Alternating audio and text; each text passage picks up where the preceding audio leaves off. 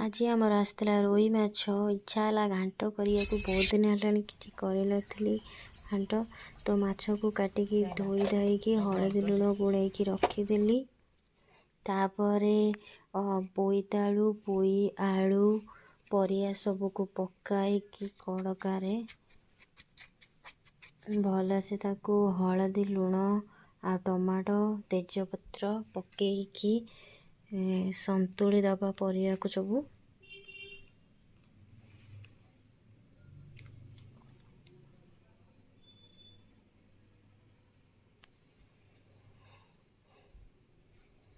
पांच मिनिट संतुली सारिबा परे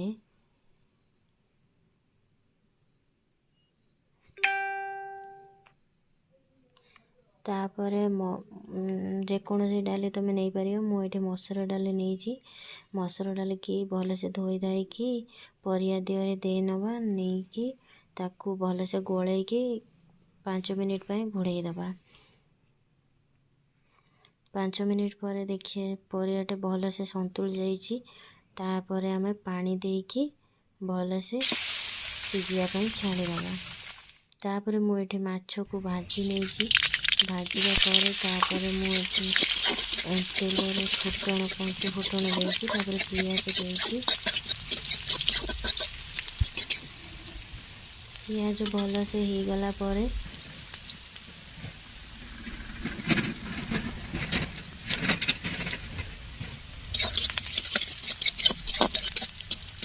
पियाज भल से लाल हो गले तापर आमे बाटण देदबा।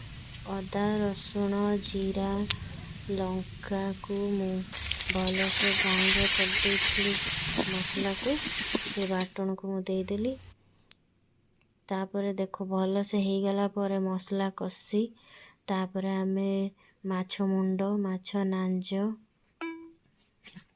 को देकी भल से ताको टिके चटुरे कुटी नबा। तापर मु माछर बिहन को भी भल से भाजी देती ताको भी पकईकी भल से गोलेकी मसला हो गला पर तापर मु परिया सब को जो सिझे थी से परिया को सब देदेली देकी भल से आमे गोले दबा।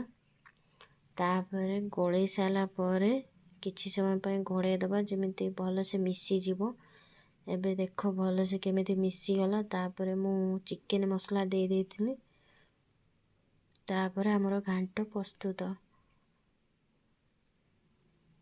आपण मानकु जदि भल लागिथो लाइक सब्सक्राइब करेबे।